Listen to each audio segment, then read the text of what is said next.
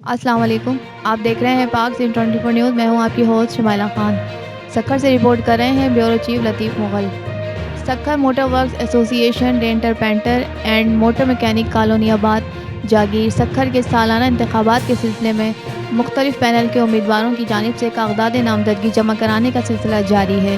गुज़िश्ता रोज़ हमदर्द panel के नामजद उम्मीदवारों बराए सदर नदीम राजपूत, उम्मीदवार बराए नायब सदर जान मोहम्मद उर्फ इम्तियाज़, उम्मीदवार बराए जनरल सेक्रेटरी मोहम्मद लतीफ़ मुग़ल ने दीगर सीनियर मेंबरान और हमदर्द पैनल के रहनुमाओं के हमरा फॉर्म नामजदगी जमा कराए।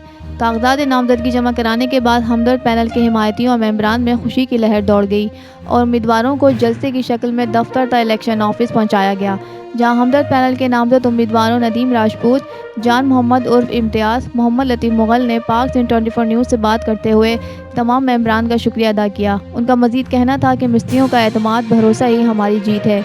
माजी में मिस्त्रियों के फलाह बहबूद के लिए किए जाने वाले काम किसी से ढके छुपे नहीं हैं। इंशाअल्लाह मिस्त्रियों के जायज़ हुकूक़ के लिए किसी कदम पीछे नहीं हटा जाएगा और मेंबरान के तमाम जायज़ मसाइल का अज़ाला किया जाएगा।